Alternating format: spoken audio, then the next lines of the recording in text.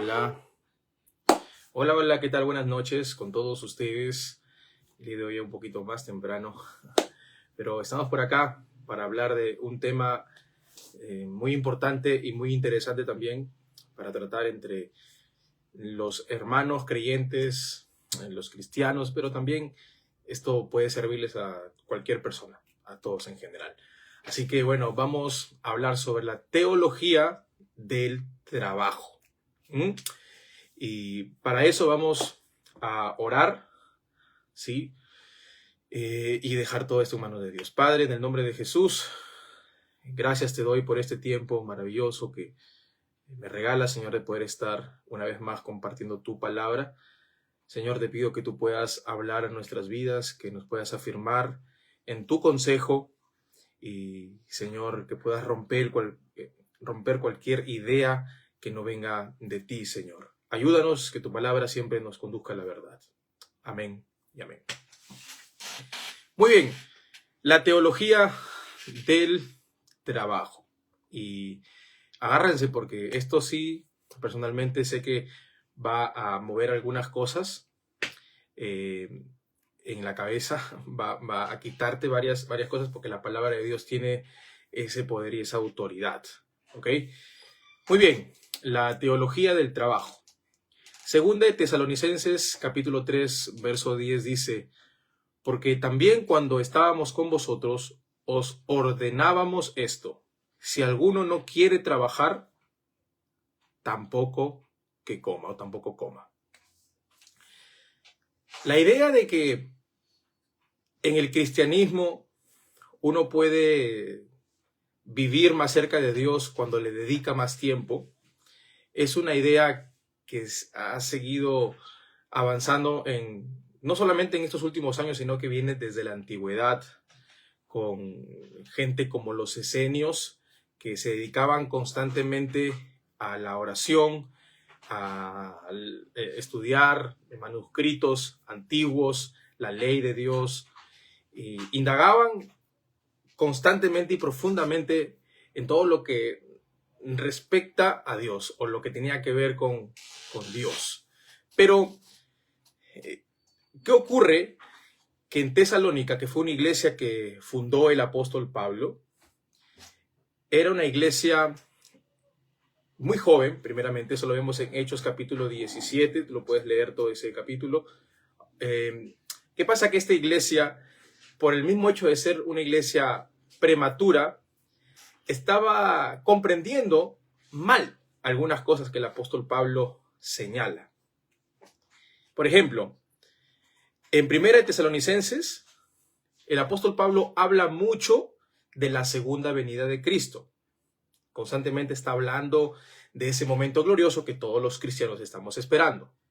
Sin embargo, los de Tesalónica estaban comprendiendo mal lo que Pablo les trata de decir, les trata de comunicar, que es esperar con ansias la venida de Jesucristo y revelarle los misterios que Jesús le revela a Pablo con respecto a su venida.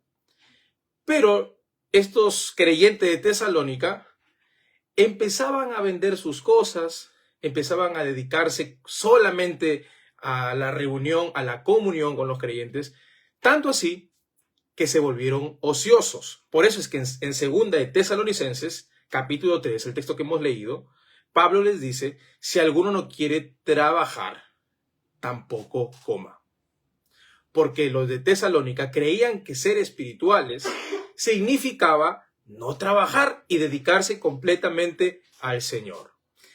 Y sé que quizás tú no tengas esa idea al tope como ellos, pero de alguna manera has sido influenciado a dejar de trabajar en tus labores por estar en la iglesia. Se ve y suena muy espiritual, ¿no? Voy a dedicarme a Dios, voy a estar en la iglesia y Dios sabe que estoy sacrificando mi trabajo por Él. Dios acepta tu ofrenda. Sin embargo, no puedes acostumbrarte a dejar de trabajar por servir a Dios. Porque servir a Dios va más allá de estar en la iglesia. Hay unas personas que piensan que servir a Dios es estar en una iglesia, que puede ser cantando, que puede ser predicando, discipulando. está bien. Pero uno no sirve a Dios solo en la iglesia. Pablo, cuando les dice a los de Tesalónica, ustedes tienen que trabajar, es porque ellos se habían acostumbrado a no hacerlo. Y miren lo que dice 2 Tesalonicenses capítulo 2.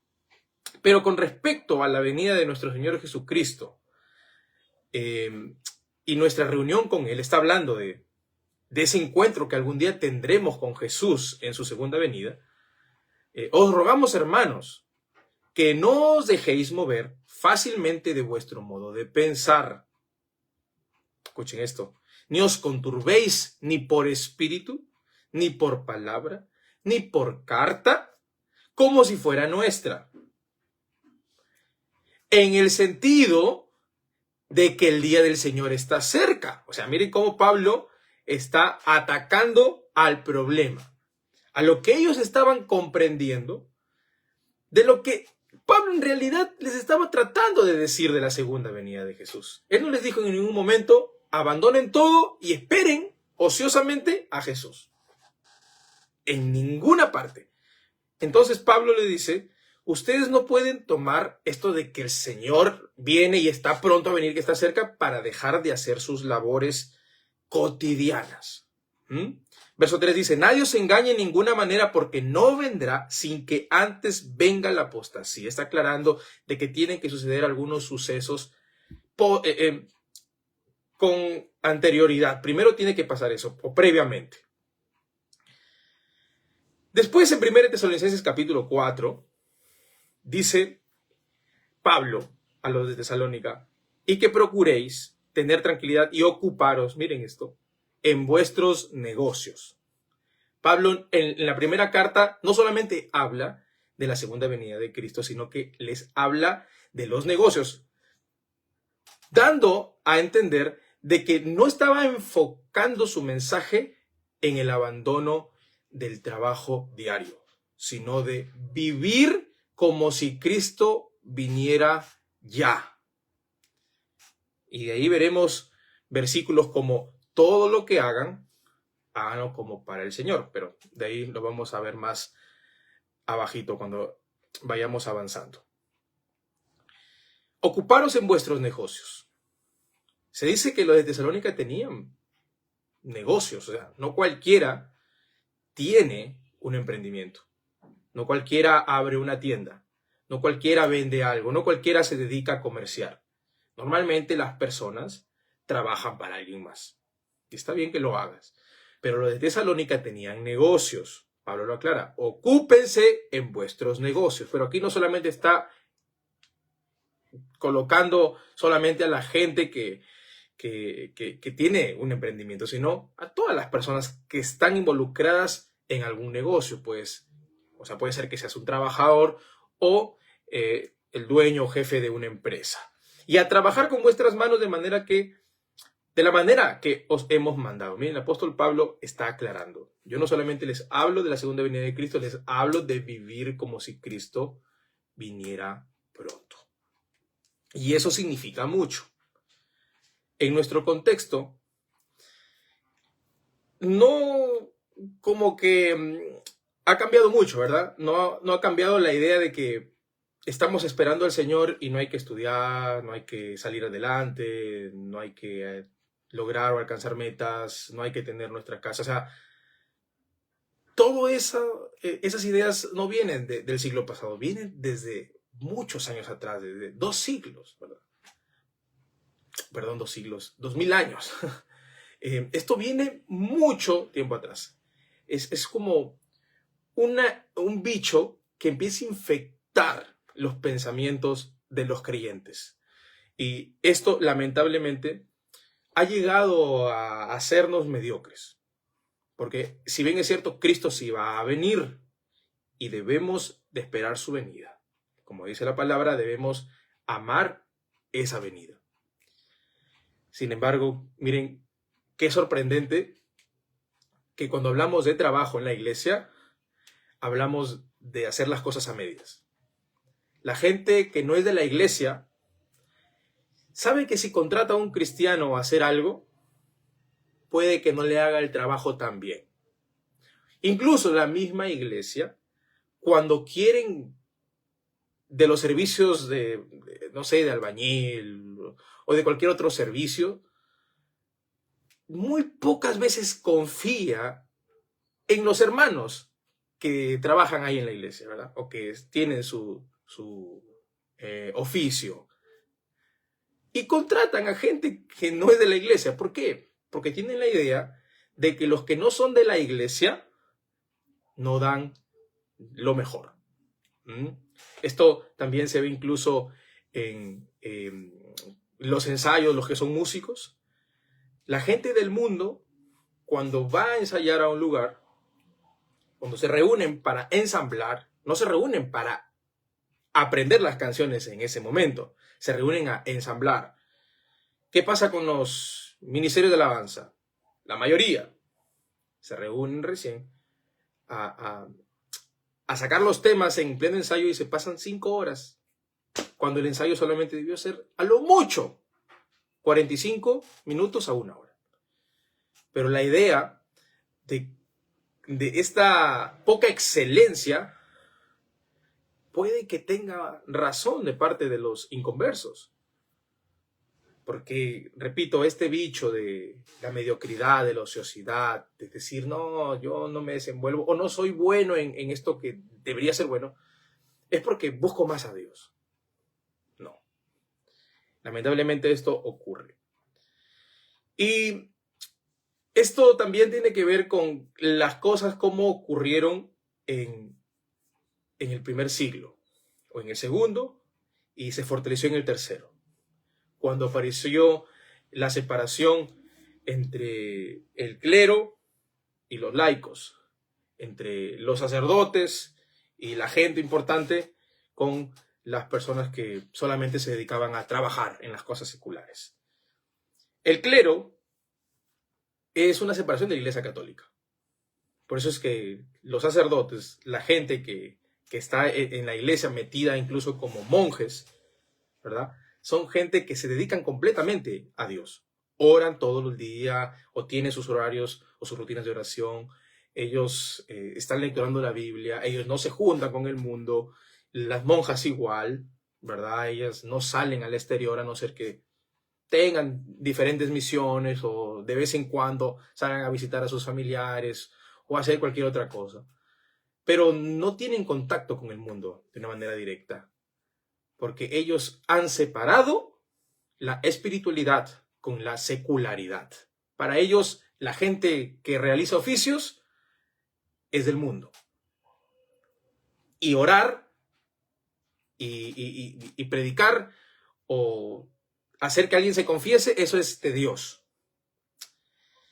El apóstol Pedro, en su carta, en el capítulo 2, verso 9, dice que nosotros somos real sacerdocio.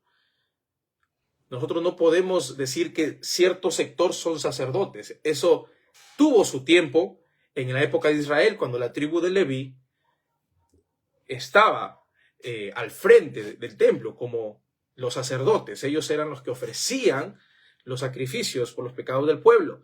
Pero eso cambió con Jesucristo en el nuevo pacto. Los sacerdotes ahora somos nosotros. Somos real sacerdocio. No solamente toma cierto grupito que se preparó, ¿verdad?, en el seminario bíblico o que lee mucho la Biblia, sino que dice ustedes, todos los hijos de Dios, mi linaje escogido, pueblo adquirido, ustedes son real sacerdocio. Apocalipsis 1:6 dice que nosotros somos reyes y sacerdotes, confirmando lo que dijo el apóstol Pedro. Eso quiere decir que donde vayamos tenemos que servir a Dios, porque la idea de que tenemos que servir a Dios solo predicando es una idea muy minúscula, que no tiene sentido, que aunque sí vale, pero no ocuparía toda la misión que el Señor nos ha dado. Está comprobado estadísticamente de que solamente un 3% de todos los cristianos se dedican a la obra de Dios, o a ser pastores, o a ser misioneros, o a ser maestros. Y el 97% son cristianos que trabajan o que no están a tiempo completo. Sin embargo, ese 3% que sirven a Dios no podrían hacer la obra que el Señor les ha mandado, que es ir por todo el mundo. Eso incluye no irte al otro lado del mundo, sino a la gente que tienes a tu alrededor, en tu trabajo, ¿verdad? Porque si tú pasas mucho tiempo en tu trabajo, entonces tienes que afectar a la gente de tu trabajo con lo que haces, así representas a Jesús. Eso es hacer la obra de Dios. No siempre es predicar, es ser el testimonio con lo que realizas. Cuando hablamos del trabajo como cultura, estamos hablando de algo que el Señor ha establecido en nosotros. La teología del trabajo tiene que ver con lo que Dios piensa del trabajo. Primer punto que hemos visto, el trabajo no es falta de espiritualidad. Al contrario, el Señor no separa el trabajo de ser espirituales. Él confirma de que si tú eres espiritual vas a trabajar. Pero sí, podemos llegar a confundirnos por el mismo hecho de que escuchamos a un predicador que habla tanto de la venida de Jesús que no tiene sentido, ¿verdad? Prepararse, educarse y tener logros.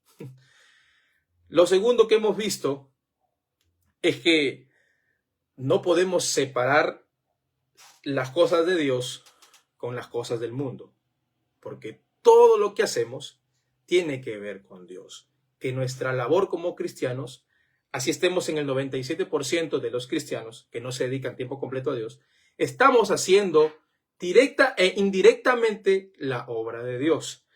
Pero cuando hablamos de cultura, estamos hablando de lo que el Señor ha hecho o por qué el Señor nos ha hecho. ¿Cuál es la misión en esta tierra desde el principio? En Génesis encontramos cómo Dios le da un mandato a Adán. Y era, ustedes, o en este caso Adán, tú te vas a dedicar a labrar la tierra. Y cuando vemos este escenario, no es un escenario de maldición.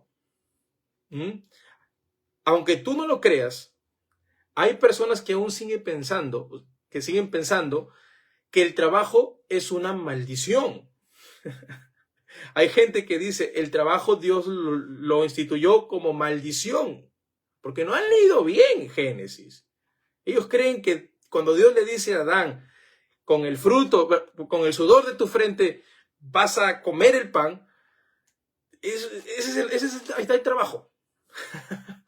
Pero en realidad Dios le da trabajo a Adán antes de maldecirlo por su pecado. Y no lo maldijo a él, maldijo la tierra que él iba a labrar. Miren, el Señor le dio el trabajo de trabajar la tierra. Y también luego de ponerle nombre a los animales. Es un trabajazo. Imagínate, tú le dices perro a ese animal porque Adán le puso perro. O sea, miren qué chamba la creatividad. Pero también nos dio una cultura de innovar. Por ejemplo, la cultura que Dios le dio a una abeja es la cultura de hacer el mismo panal toda la vida. Nunca ha hecho un panal diferente, siempre lo han hecho iguales. Esa es su misión.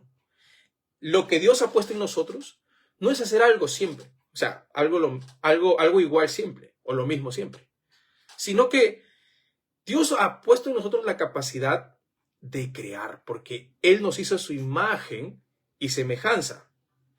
Y Dios es creador. Nosotros no creamos cosas de la nada. Dios sí lo hace o lo hizo. Pero nosotros podemos utilizar la materia prima para hacer diferentes cosas. Miren hasta dónde hemos llegado. Miren, el hombre, la capacidad que Dios le ha dado para tener toda la tecnología que tenemos ahora. Es impresionante cómo Dios ha puesto ese diseño en nosotros, porque a su imagen y semejanza hemos sido creados. Y nuestra cultura es de innovación. O sea, tenemos que cada día estar haciendo algo diferente, mejorando la labor que nos desempeñamos, ¿verdad? Todos los días. Y eso requiere de trabajo. Pero ¿qué pasa si tú dices, soy cristiano pero no hago nada? ¿Tú crees que estás viviendo la imagen que Dios ha puesto en ti? Claro que no. Además que si hablamos de esa semejanza, hablamos de lo que hizo Dios al principio. ¿Dios qué hizo? Él creó todo, ¿verdad?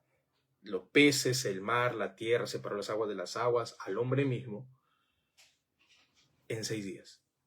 Trabajó Dios 6 y descansó 1. Eso quiere decir que Dios desde siempre nos ha dado un diseño de trabajar. Esa es la teología del trabajo. Dios siempre ha trabajado. Y Juan capítulo 5, verso 17, cuando Jesús sanó a un paralítico en Betesda, los judíos empezaron a alborotarse, pero dice el día de descanso. ¿Y qué dijo Jesucristo? Mi Padre hasta ahora trabaja y yo trabajo. Miren, hasta ahora, o sea, no es que ya Dios creó, hizo la gran creación para que los niños pinten en la escuela dominical, la luna, las estrellas, y ya está. No, Dios sigue trabajando. Mi Padre hasta ahora trabaja. Y yo, dice Jesucristo, trabajo. Y ahorita vamos a ver a Jesús en esa faceta de trabajador. Miren, trabajar es una bendición de Dios. Es algo que Dios nos ha otorgado para que de alguna manera nos parezcamos a Él. Hasta el inconverso, hasta el ateo se parece en esa parte a Dios, aunque no lo quiera. Porque imagínense el ateo, si trabajar, se muere de hambre, ¿no? Y se encuentra, algún día se va a encontrar con Dios. La maldición no está sobre el trabajo, está sobre lo que cuesta trabajar. Y este es el otro punto. La maldición ocurre por lo que hizo Adán o por lo que no hizo, que era cuidar a su mujer, indicarle lo que no tenía que hacer. Y él cedió, lamentablemente, ¿no? A lo que Eva le estaba proponiendo, que era comer del fruto. Por eso, esta maldición llegó como una carga para todas aquellas personas que se dedicaban a trabajar. Cuando lo hicieran, sudaran, con el sudor de tu frente. Eso significa que va a haber un cansancio. Antes de que Adán pecara, esto no era así. Esto era hermoso. Si no, hubiera sido un martirio para Adán colocarle nombres a todos los animales. Ay, Señor, ¿por qué me ha dado esta chamba? ¿Por qué no le dijiste a Eva que pues, no tiene nada que hacer, verdad? No, para Adán era un deleite hacer ese trabajo. Sin embargo, todas las cosas cambiaron desde que pecó. Y eso ha llegado hasta nosotros. Mire, por más que a ti te guste trabajar en justo tus talentos, ¿verdad? Porque está comprobado de que hay más satisfacción cuando tú trabajas en algo que te gusta, en lo que tú te desenvuelves, en tus talentos, en tus dones. Pero aún así, cuando te desenvuelves en eso, hay un cansancio de por medio. Hay una fatiga. Ya no quieres hacerlo. O sea, un día sí y otro día como que, eso ya me gusta y todo, pero necesito descansar. Hay fatiga. Incluso hablando en el tema de la iglesia, los pastores, los siervos de Dios, no crean que para ellos trabajar en la iglesia, aconsejando a las personas, haciendo charlas, armando prédicas, orando por las personas, ¿verdad? Por la gente, viajando para predicar. No creas que para ellos es, wow, color de rosa. Sí, es una bendición, pero aún incluso en el trabajo para Dios hay cansancio, hay molestias. Trabajar en equipo, incluso en la iglesia. En lo más espiritual, ¿verdad? No está de acuerdo fulano con la idea que tienes. Alguien se molestó, alguien se enfermó, no sé. Te descuadran todo tu plan. Allí también hay fatiga. Por más que intentes trabajar donde sea, va a haber, o vamos a padecer las consecuencias de la maldición.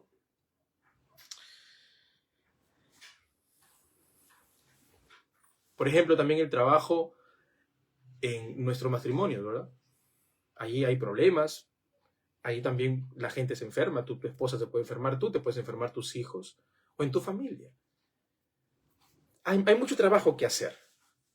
Y en cada trabajo que tú quieras desempeñar, o de repente quieres hacer alguna obra social para ayudar a alguien, te va a costar.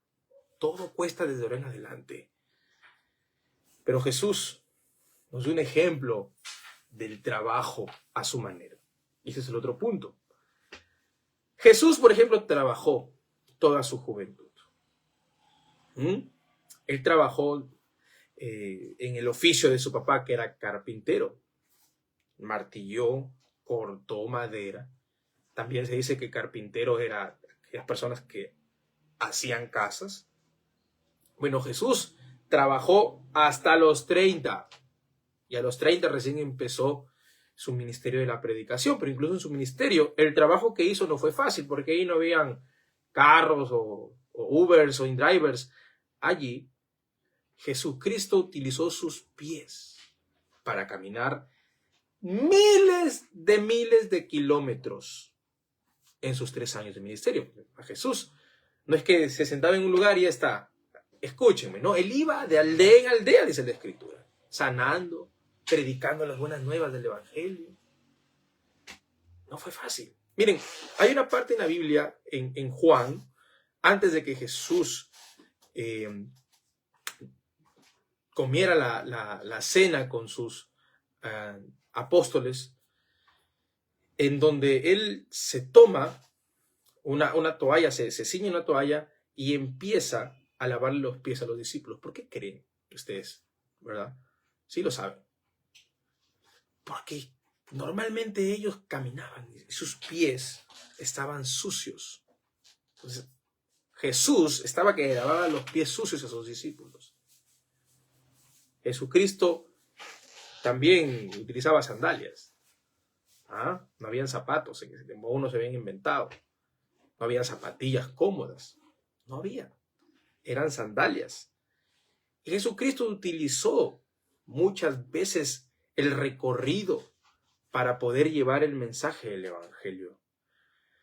Por ejemplo, Pablo también, cuando hablamos de Pablo y el trabajo, hablamos de que él, a pesar de que se formó como un maestro, porque dice la Escritura en Hechos, de que él estudió a los pies de Gamaliel, se preparó a sus pies. O sea, Gamaliel era la persona más sabia y más respetada de aquel entonces. Los familiares de Gamaliel tenían una escuela. No cualquiera iba a la escuela de Gamaliel. Pablo se preparó en su escuela. Y él pudo haber dicho, bueno, yo nací para ser maestro, ¿verdad? Soy un profesional de las Escrituras. Pero a pesar de haberlo sido, porque sí lo fue, él se dedicó a un oficio. ¿Cuál era su oficio? Ser fabricador de tiendas. Hechos 18:3 dice que él se encontró con Priscila y Aquila, que compartían el mismo oficio. Ese era el apóstol Pablo. Él incluso en sus cartas dice que sus manos le habían servido para sostenerse. Él no se había aprovechado de la fe de nadie. Aunque sí lo ayudaban económicamente, todo lo que él hacía era para seguir ayudando a las personas, para apoyar a las iglesias, para proclamar el Evangelio. Hermanos, cuando hablamos de trabajo, estamos hablando de compartir lo que Dios nos va a dar al momento de trabajar. No trabajas para ti. Las personas que trabajan para sí mismos son muy tristes. Si tú solamente estás acumulando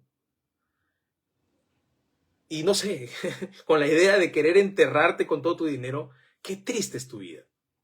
Tú siempre vas a trabajar con una motivación, pensando en alguien, pensando en algo, en una meta. Quieres ayudar a tu familia, quieres ayudar a tu hijo, quieres ayudar a alguien. El cristiano ha sido hecho para eso. Con mucha más razón debes de trabajar con la intención de ayudar, con la intención de ser de bendición. Pablo dijo que él trabajaba con sus manos para ayudar, no para creerse el que tenía mucho, sino para darlo todo por amor de Jesucristo. Colosenses 3. 23 dice algo muy importante y con esto ya vamos a acabar. Pablo dice, y todo lo que hagas, háganlo de corazón, como para el Señor y no como para los hombres. A veces podemos comprender este texto como solamente dedicarlo a Dios en la iglesia, y claro que sí, lo puedes hacer. Incluso algunas personas que no viven este texto en su plenitud porque como que no tuvieran muy en claro esta idea de que debemos hacer todas las cosas como para el Señor y no como para el pastor, no como para el líder. Si el pastor está, yo recién voy. Si el pastor me mira, yo lo hago bien. Si mi líder está que me supervisa, pues yo tengo que hacerlo. Hay gente que no hace las cosas bien si alguien no le está mirando. Si alguien no le está diciendo que haga las cosas. No. Todas las cosas se hacen como para el Señor.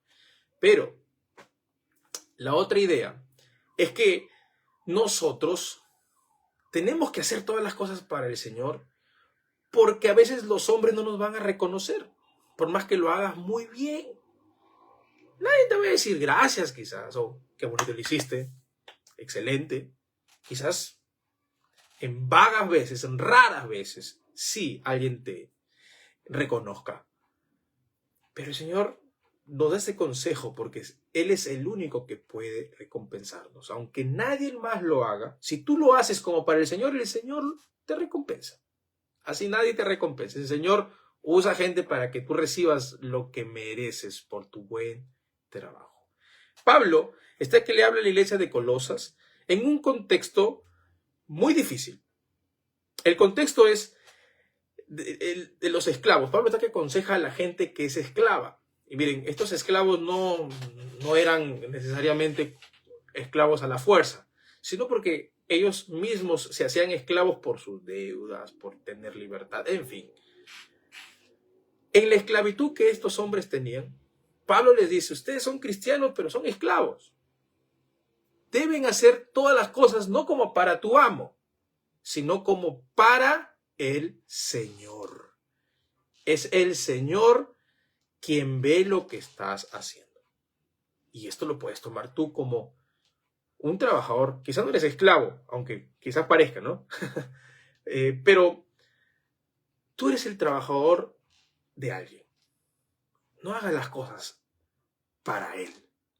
Si tú tienes la idea de hacer todas las cosas como para el Señor, es Dios que te recompensa. Si esa persona no le interese, no valora tu tiempo, no lo sé. Dios siempre te va a recompensar. Dios siempre te va a poner en alto. Hermanos, volviendo al texto de Tesalonicenses, capítulo 3, verso 10. De si alguno no quiere trabajar, tampoco coma, es porque es un mandato muy importante de Dios. El trabajo no es cualquier cosa en este mundo. No nos desentendamos de este tema.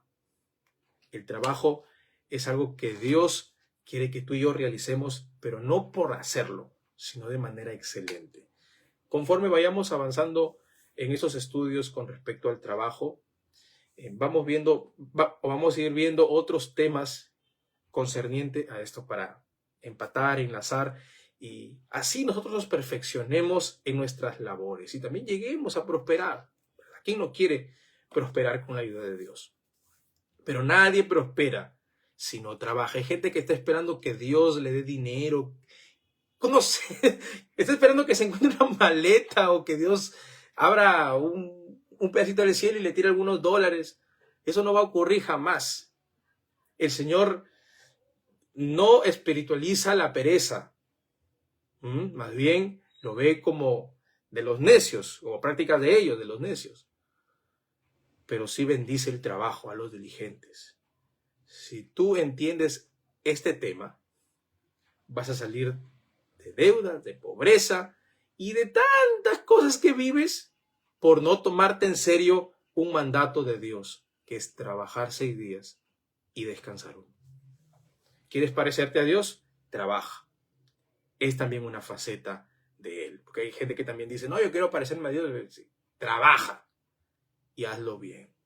Procura hacerlo. Sé que no siempre las cosas te van a salir bien, pero procura hacerlo, perfecciónate hasta que lo hagas excelente. Dios bendice la excelencia. Dios bendice el trabajo arduo. Jesús una vez dijo, si alguien te dice que cargues esto o que camines una milla, ¿verdad? Cargando algo, hazla 2, hazla 3, siempre haz una milla extra. Siempre da algo más. Pero ¿cuándo nos falta aprender, verdad? Necesitamos que el Señor nos ayude para comprender la teología que Él tiene con respecto al trabajo. El trabajo, amados hermanos, es parte de la espiritualidad. No hay nada más espiritual que trabajar. Seas pastor o seas un obrero, un constructor, seas un emprendedor, un empresario, o seas un pastor empresario, porque hay pastores que pueden tener esa, ¿verdad? Esa vocación, esa bivocación, o tener un llamado bivocacional. Ser pastor, ser ministro y tener tu empresa, tu negocio. Dios no está en contra de eso, ¿ok? Como varias veces lo he escuchado y a veces eso confunde. Y yo no quiero que tú te confundas. Rompe esa idea del trabajo que te han implantado por tanto tiempo. La Biblia nos manda a pensar en Jesús, pero también a pensar en los nuestros. El que no provee, es otro tema, ¿verdad? Pero es importante decirlo. La Biblia dice el que no provee para los suyos es peor que un incrédulo. Incluso un incrédulo trabaja con más esmero que un cristiano a veces. Pero dice la Escritura que es peor que un incrédulo, porque el incrédulo al menos hace algo y ha negado la fe. Si tú no provees, no es porque simplemente no tengo, ¿verdad? O no tienes. No tengo, pues por eso no proveo. No, es que no tienes porque no haces, porque no trabajas. Y si tú trabajas, o si tú trabajaras, tuvieras para proveer. Entiende la teología del trabajo. El trabajo es importante, que no solamente lo haremos aquí en la tierra. Esto continuará hasta el cielo. Hay gente que piensa que el trabajo solamente es para acá. Cuando no, miren, Apocalipsis, capítulo 22:3 dice, y no habrá más maldición. Y tú lees, desde el versículo 1 está hablando sobre el fruto que dará sanidad a las naciones y habla de la labor, del servicio. Allí el trabajo será diferente. La gente no estará en una nube recostado cantando solamente, que sí lo vamos a hacer, sí, vamos a servir a Dios, sí, pero todas las cosas serán diferentes, sin maldición. Vamos a servir a Dios y vamos a hacerlo trabajando. Ok. Espero que este tema haya sido claro y que podamos aplicarlo. Cada día hacerlo mejor, porque esto, claro, no lo vamos a hacer de un día para otro. Tenemos que hacerlo y es lo que importa, empezar. Con el tiempo las cosas se van colocando en su lugar. Vamos a ir perfeccionando todo. Oremos. Padre, en el nombre de Jesús, te agradezco, Señor, por este mensaje que nos das, por hablarnos de lo que tú quieres que nosotros hagamos mientras estemos aquí en la tierra, que es proclamarte, que es representarte aquí, Señor, en donde nos encontremos, sea en la iglesia o sea afuera.